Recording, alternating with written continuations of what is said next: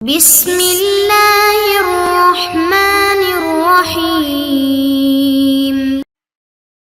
الحمد للہ رب العالمین والصلاة والسلام علی خاتم الانبیاء محمد وعلی آلہ وصحبہ وامتہ اجمعین اما بعد۔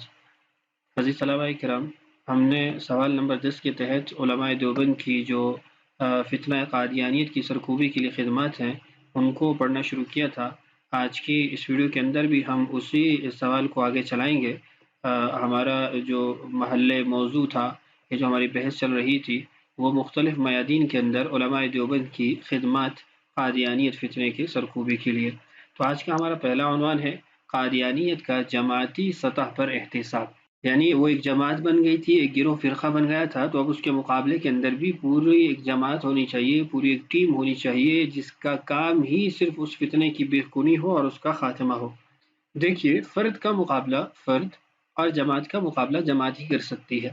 چنانچہ مارچ 1930 عیسوی کو لاہور میں انجمن خدام الدین کے سالانہ اجتماع میں، جو حضرت شیخ التفسیر مولانا احمد علی لاہوری رحمہ اللہ کی دعوت پر منعقد ہوا تھا، ملک بھر سے 500 علماء کرام کے اجتماع میں امام العصر حضرت مولانا سید محمد انور شاہ کشمیری رحمہ اللہ نے حضرت مولانا سید عطا اللہ شاہ بخاری رحمہ اللہ کو امیر شریعت کا خطاب دیا اور قادیانیت کے محاذ کی ان پر ذمہ داری ڈالی۔ اس وقت قادیانیت کے خلاف افراد اور اداروں کی محنت میں دارالعلوم دیوبند کا کردار قابل رشک تھا۔ ندوۃ العلماء لکھنؤ کے بانی حضرت مولانا سید محمد علی مونگیری رحمہ اللہ تو گویا تکوینی طور پر محاذ ختم نبوت کے انچارج تھے۔ قادیانیوں کے خلاف ان کا اور حضرت مولانا مرتضی حسن چاندپوری رحمہ اللہ کا وجود ہندوستان کی دھرتی پر درہ عمر رضی اللہ عنہ کی حیثیت رکھتا تھا۔ انشاءاللہ کچھ افراد کا آگے تعارف آ رہا ہے، جیسے حضرت مولانا مرتضی حسن چاندپوری رحمہ اللہ وغیرہ، کہ ان کی کیا خدمات تھیں اور کتنا انہوں نے مباحثے کے میدان کے اندر خاص طور پہ اپنا کردار ادا کیا۔ اب جماعتی سطح پر قادیان کے احتساب کے لیے حضرت امیر شریعت سید عطا اللہ شاہ بخاری رحمہ اللہ کی ڈیوٹی لگی۔ آپ نے مجلس احرار اسلام ہند میں مستقل شعبہ تبلیغ قائم کر دیا۔ جمعیت علماء ہند اور دارالعلوم دیوبند کی پوری قیادت کا ان پر اس سلسلے میں بھرپور اعتماد تھا۔ انشاءاللہ جو مجلس احرار اسلام ہے، اس سے متعلق بھی آگے ہماری تفصیلی بات آ رہی ہے، وہاں پر انشاءاللہ میں اس کو واضح کر دوں گا۔ قادیان کانفرنس۔ اللہ رب العزت کے فضل و کرم سے مجلس احرار اسلام ہند نے 20، 21، 22 اکتوبر 1934 عیسوی کو قادیان میں کانفرنس کا انعقاد کیا۔ اس میں ان اکابرین ملت نے قادیانیت کا مقابلہ کیا۔ فاتح قادیان حضرت مولانا محمد حیات، حضرت مولانا عنایت علی چشتی، ماسٹر تاج الدین انصاری، حضرت مولانا رحمت اللہ مہاجر مکی رحمہم اللہ تعالی جمیعاً وغیرہ، ان سب حضرات نے قادیان میں رہ کر قادیانیت کو ناکو چنے چھپوائے۔ اللہ تعالیٰ کے کرم کے فیصلوں کو دیکھیے کہ یہ سب حضرات خانوادہ دیوبند سے تعلق رکھتے تھے۔ اس کانفرنس میں علماء کرام نے ملک کے چپا چپا میں قادیانی عقائد و عزائم کی قلعی کھولنے کی ایک لہر پیدا کر دی۔ اگلا ہے قادیان سے ربوہ تک، اسی کے تسلسل ہے۔ مختصر یہ کہ ان اکابر کی قیادت میں امیر شریعت حضرت مولانا سید عطا اللہ شاہ بخاری رحمہ اللہ اور مجلس احرار اسلام کے سرفروشوں نے اپنی شعلہ بار خطابت کے ذریعے انگریز کی ساختہ پرداختہ قادیانی نبوت کے خرمن خبیثہ کو پھونک ڈالا، جلا ڈالا، تاکہ 1947 عیسوی میں انگریزی اقتدار رخت سفر باندھ کر رخصت ہوا تو بر صغیر کی تقسیم ہوئی اور پاکستان منصہ شہود پر جلوہ گر ہوا۔ اس تقسیم کے نتیجے میں قادیانی نبوت کا منبع خشک ہو گیا اور قادیان کی منحوس بستی دارالکفر اور دارالحرب ہندوستان کے حصہ میں آئی۔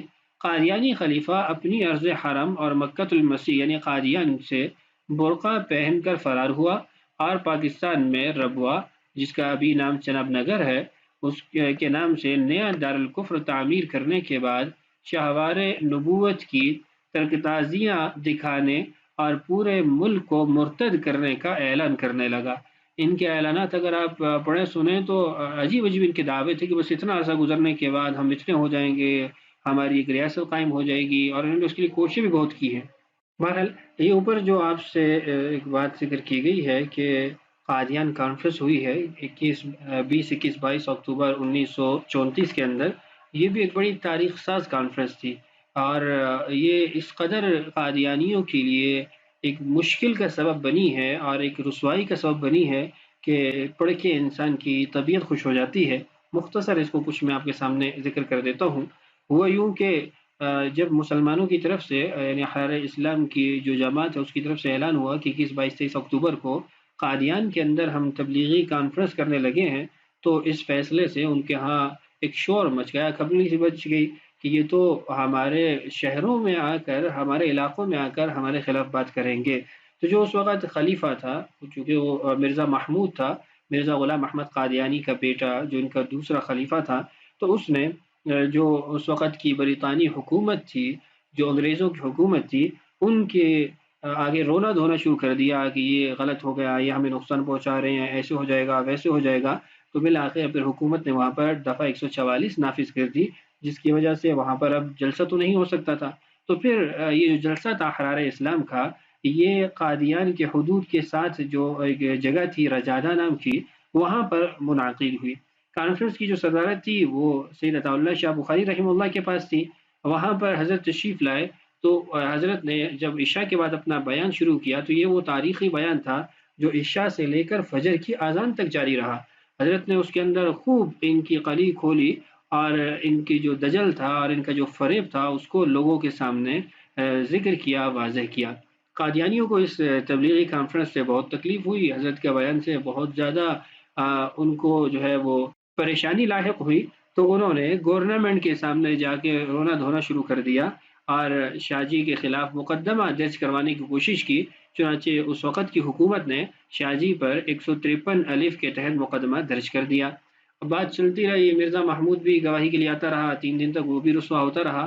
بالآخر عدالت نے شاہ جی کو 6 ماہ قید بمشقت سزا سنا دی۔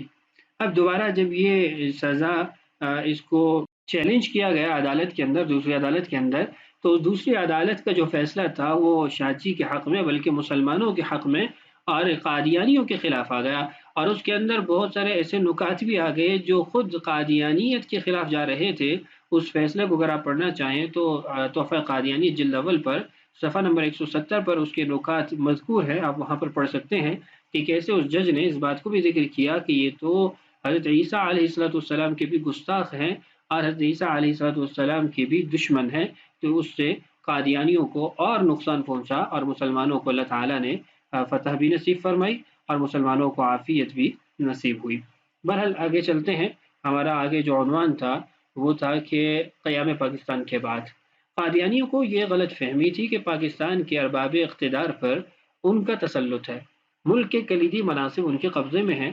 پاکستان کا پہلا وزیر خارجہ خلیفہ قادیان جو کہ ابھی ربوہ میں ہے حالاً، مطلب آپ اس کو چرام نگر آج کے زمانے کا کہہ لیں، کا ادنا مرید ہے، اس لیے پاکستان میں مرزا غلام احمد قادیانی کی نبوت کا جعلی سکہ رائج کرنے میں انہیں کوئی دقت پیش نہیں آئے گی۔ ان کی امید افزائی کا خاص پہلو یہ بھی تھا کہ مجلس احرار اسلام کا قافلہ تقسیم ملک کی وجہ سے بکھر چکا تھا، تنظیم اور تنظیمی وسائل کا فقدان تھا، اور پھر احرار اسلام ناخدایان پاکستان کے دربار میں معطوف تھے۔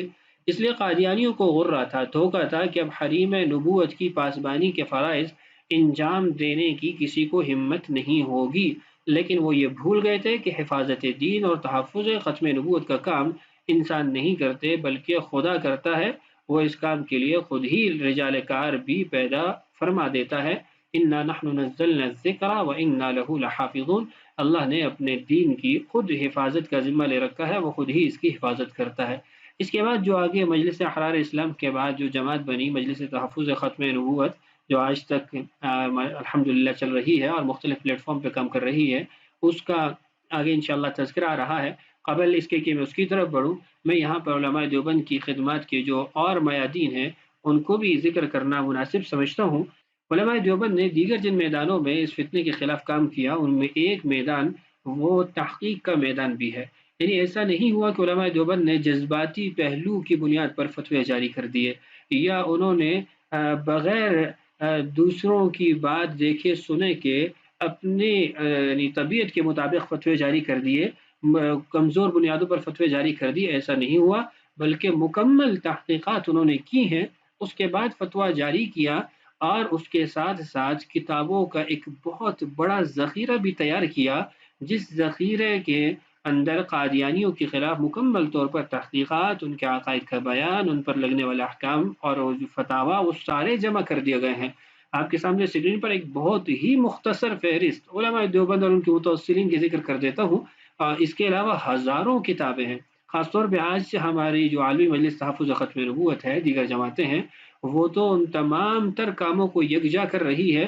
اب تو صرف احتساب قادیانیت 60 جلدوں میں آتی ہے، اس کے علاوہ بے شمار کتابیں ہیں، اور ابھی بھی کام چل رہا ہے۔ ملک کے مختلف علماء سے مختلف اس میدان میں خدمات انجام دینے والوں کے مقالہ جات کو، کتب اور رسائل کو جمع کر کے ان کو محفوظ کرنا اور شائع کرنے کا کام ہو رہا ہے۔ بہرحال میں یہاں پر ایک مختصر سی فہرست آپ کے سامنے تحفہ قادیانیت سے ہی لے آتا ہوں، آپ اسی کو ملاحظہ کر لیں۔ یہ آپ کے سامنے اسکرین پر صفحہ نمبر 32 پر موجود ہے، دیکھیے۔ خود حضرت نے بھی لکھا ہے یہاں اکابر دیوبند اور ان کے متوسلین کی تالیف کردہ کتابوں کی ایک مختصر سی، میں کہتا ہوں بہت ہی مختصر سی فہرست وہ پیش کی جا رہی ہے۔ دیکھیے، الشہاب، القادیانی والقادیانیہ، اور ایمان و کفر، آئینہ قادیانی، آئینہ کمالات مرزا، المتنبی القادیانی، التصریح بما تواتر فی نزول المسیح، اور نیچے فہرست آپ کے سامنے آپ کی اسکرین پر موجود ہے، آپ اس کو ملاحظہ کریں۔ نام بھی آپ کے سامنے، مصنف بھی آپ کے سامنے۔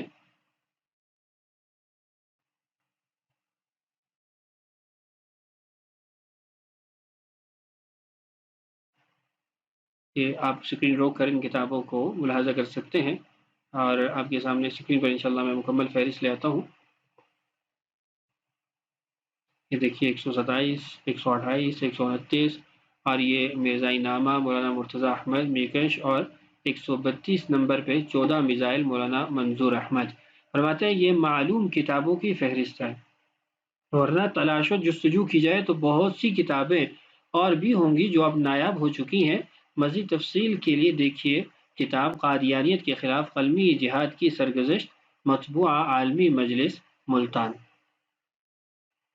میں یہاں پر اس کتاب کے بھی کچھ صفحات آپ کے سامنے اسکرین پر لے آتا ہوں، اور پھر جن کتابوں کے اندر قادیانیت کے خلاف یا ختم نبوت کے حوالے سے کتابوں کا تعارف جمع کیا گیا ہے، وہ بھی مختصر آپ کے سامنے عرض کر دیتا ہوں۔ یہ آپ کے سامنے کتاب کا ٹائٹل ہے قادیانیت کے خلاف قلمی جہاد کی سرگزشت۔ یہ کتاب حضرت مولانا اللہ وسعہ رحمہ اللہ کی ہے۔ انہوں نے آج سے کئی سال قبل 1990 کے اندر اس کتاب کو مرتب کر کے اس کو شائع کیا تھا۔ اس میں تقریباً 10 ابواب ہیں، یہ آپ کے سامنے اسکرین پر موجود ہیں، اور ان 10 ابواب کے تحت انہوں نے تقریباً 1000 کے قریب کتابوں کا تعارف جمع کیا ہے۔ تعارف میں سب سے پہلے کتاب کا نام لکھتے ہیں، پھر مصنف کا نام، تعداد صفحات وغیرہ، اس طرح کی چیزیں یہ آپ کے سامنے اسکرین پر دیکھیے۔ باب اول ہے، میں تھوڑا زوم کر کے اسکرین پہ لے آتا ہوں۔ دیکھیے باب اول، لا نبی بعدی، مولانا سعید الرحمن انوری۔ آگے اس کے صفحات ہیں 16 اور 1974 کے اندر اردو میں شائع ہوئی۔ اکفار الملحدین، مولانا سید محمد انور شاہ کشمیری رحمہ اللہ، 188 صفحات، 1343 ہجری کے اندر عربی کے اندر شائع ہوئی۔ ایسے ہی اردو میں بھی اس کا ترجمہ موجود ہے اکفار الملحدین کا، نیچے دیکھیے۔ تو اس طرح ایک طویل جو ہے وہ فہرست ہے، سینکڑوں کتابیں اس موضوع کی اس کے اندر جمع کر دی گئی ہیں۔ آپ اس کے اندر ان کتب کا تعارف بھی پڑھ سکتے ہیں۔ یہ دیکھیے اس باب میں کل 180 کتابوں کا تعارف شامل ہے، جس میں 13 کتابیں عالمی مجلس تحفظ ختم نبوت کی شائع کردہ ہیں۔ یہ آگے نام مصنف، یہ آگے نام کتاب، مصنف کا نام، صفحات، سرنشات، اور اس کے بعد مختصر سی اس پہ بات، اور اس طریقے سے آگے یہ بات ساری چلتی ہے۔ تو آپ کے سامنے اسکرین پر اس کتاب کو بھی میں لے آیا ہوں۔ اس کے علاوہ کچھ اور کتابیں بھی ہیں جن پر اس اعتبار سے کام کیا گیا ہے۔ مثال کے طور پہ حضرت مولانا اشرف علی تھانوی رحمہ اللہ نے اپنی تصنیف قائد قادیان کی آخری جو فصل ہے اس میں 112 کتابیں رد قادیانیت کی جو ہیں ان کی فہرست شائع کی ہے۔ سید محمد علی منگیری رحمہ اللہ، جن کا پہلے تذکرہ بھی آیا ندوہ کے حوالے سے، انہوں نے اپنی کتاب حفاظت ایمان کی کتابیں اس نام سے شائع کی، اور اس میں 80 کتابوں کا تعارف پیش کیا۔ تو اس طرح علماء نے ان کو جمع کیا ہوا ہے۔ ہمارا جو مقصود تھا وہ علماء دیوبند کی علمی تحقیقی جو کام تھے، کتب تھی، ان کا تعارف تھا، تو وہ بھی آپ کو اس کے اندر ایک اچھا خاصا مواد مل جائے گا۔ علماء دیوبند نے جو فتنہ قادیانیت کی سرکوبی کے لیے مختلف میادین میں خدمات انجام دی ہیں، ان میں ایک میدان وہ مباحثے کا میدان بھی ہے، مناظرے کا میدان بھی ہے۔ مرزا غلام احمد قادیانی زیادہ تر جو اپنا فتنہ پھیلا رہا تھا، اپنی گمراہی کو پھیلا رہا تھا، وہ کتاب کی صورت میں تھی، صفحات کی صورت میں تھی کہ وہ اوٹ پڑانگ باتیں لکھ دیتا تھا، پھر اس کے بعد وہ پھیلتی رہتی، اس پہ لے دے ہوتی رہتی، اور اس کی طرف سے کبھی اشتہارات چھپتے، کبھی فضول قسم کے چیلنج ہی چھپتے، اور کچھ بھی نہیں تھا۔ جو تھوڑے بہت مناظرے اس کے ہمیں ملتے ہیں، جو بھلے وہ آرائیوں سے ہو یا کسی اور سے ہوں، اس کے اندر بھی اس نے اسلام کو بھی نقصان پہنچایا ہے، یعنی جو کافروں کے ساتھ بھی اس نے مناظرے کیے ہیں، ان مناظروں کی وجہ سے اس نے اسلام کو ہی نقصان پہنچایا ہے، اور جو مسلمانوں کو یہ چیلنج دیتا تھا یا مناظرے یا کچھ بھی اس طرح کی حرکتیں کرتا تھا، اس میں بھی اس کا جو مقصد تھا وہ اسلام کو ہی نقصان پہنچانا تھا۔ ہاں، ایک بات اور یہ کہ یہ اس کے اندر جو ایک سے آپ کہہ لیں وصف قبیح، وہ یہ بھی تھا کہ میں نہ مانوں یا میں ہار نہ مانوں، یہ اس کے اندر ایک نمایاں وصف تھا، جس کی وجہ سے یہ اپنی بات پہ زور دیتا رہتا، اس کا بتنگڑ بناتا رہتا، اور بات کسی کونے پہ نہیں لگتی تھی۔ آپ اس تفصیل کو پڑھنا چاہیں تو یہ دلچسپ بھی ہے اور افسوسناک بھی ہے۔ آپ رئیس قادیان کے اندر مرزا غلام احمد قادیانی کی جو مناظروں کی کیفیات ہیں اس کو پڑھ سکتے ہیں، آپ کو اس کی جو طبیعت ہے اس کا بھی اندازہ ہوگا، اور جس نے نقصان پہنچایا ہے وہ بھی آپ کو اندازہ ہوگا۔ میں یہاں دو چار باتیں اسے فرض کروں گا جس سے یہ مقصود ہے کہ علماء دیوبند کی جو اس میدان کے اندر خدمات ہیں وہ واضح ہو جائیں، سامنے آ جائیں۔ 3 مئی 1891 کو مرزا صاحب نے علماء لدھیانہ کو مناظرے کا چیلنج کیا تھا کہ مجھ سے آ کے حیات مسیح پہ آپ بات کر لیں۔ علماء لدھیانہ نے اس بات کو علی الاعلان قبول کیا، فوری طور پر قبول کیا، اور ساتھ میں وضاحت کی ہم تو اس مسئلے پر آپ پر کفر کا فتویٰ لگا چکے ہیں، آپ آئیں، بات چیت کریں، آپ جگہ سے بس مطلع کر دیں، ہم وہاں پہنچ جائیں گے۔ لیکن اس کے بعد پھر مرزا قادیانی اس نے خاموشی تان لی، چونکہ اس کا کام یہ ہوتا تھا کہ بس یہ تاثر دینا کہ میں مناظر ہوں، میں مناظرہ کرنے کو تیار ہوں، دوسرے مناظرے نہیں کر رہے، یہ اپنے ہار کو بھی فتح مبین کہہ کے شائع کر دیتا تھا، بس اشتہارات اور کاغذی کارروائی پہ یہ اپنے اس پروپیگنڈے کو ہوا دیتا رہتا۔ کئی مقامات پر مناظرے کا چیلنج دینے کے بعد یہ وہاں حاضر نہیں ہوا، اور نہ اس کی جماعت۔ یہاں آپ میں نے آپ کو پہلے کہا کہ میں سید مرتضی حسن صاحب رحمہ اللہ کے بارے میں مباحثے کے میدان میں کچھ بات کروں گا، تو وہی اقتباس ذکر کر دیتا ہوں، چونکہ ان کا ایک نمایاں کردار ہے مباحثے کے میدان میں۔ مولانا سید مرتضی حسن رحمہ اللہ نے ایک رسالہ لکھا ہے، اور اس کا نام رکھا ہے اول السبعین۔ 70 کو کہتے ہیں عربی کے اندر۔ انہوں نے اس نام سے جو رسالہ تحریر فرمایا، اس کے اندر 70 سوالات کیے، اور 70 سوالات کے جوابات لاہوری جماعت، قادیانی جماعت سے مانگے، کوئی لکھے، بھلے وہ مسٹر جو محمد علی ہے وہ لکھے لاہوری جماعت کا امیر، یا قادیانی جماعت کا جو پوپ ہے، جو ان کا خلیفہ ہے مرزا محمود، وہ لکھے، کسی سے لکھوائے، کسی کی معاونت لے، جب لکھے، اس کو کھلا اختیار ہے، بس سائن ان کے ہونے چاہیے کہ یہ سوالات کے جوابات ہماری طرف سے ہیں، لیکن ان کو اس کی بھی ہمت نہ ہوئی۔ ایسے ہی ہمارے دیگر بزرگوں نے بھی اس میدان کے اندر ان کو ناکو چنے چبوائے ہیں۔ حضرت مفتی محمد شفیع صاحب رحمۃ اللہ علیہ، مولانا محمد ادریس کاندلوی رحمہ اللہ علیہ، سید بدر عالم میرٹھی رحمہ اللہ، ان حضرات نے بھی مرزا غلام احمد قادیانی کی جماعت کو اس میدان کے اندر خوب ذلیل و رسوا کیا۔ بہرحال تفصیلات وغیرہ آپ پڑھنا چاہیں تو تحفہ قادیانی کی جلد اول کے اندر بھی آپ کو مل جائیں گی، رئیس قادیان کے اندر بھی آپ کو اس کی تفصیلات مل جائیں گی۔ میں اسی پہ اکتفا کرتا ہوں، ویڈیو کا دورانی ہمارا کافی ہو گیا ہے۔ اللہ تعالی ہمیں بھی اپنے دین کی محنت کے لیے اور اس فتنے کے خاتمے کے لیے قبول فرمائے۔ السلام علیکم ورحمۃ اللہ وبرکاتہ۔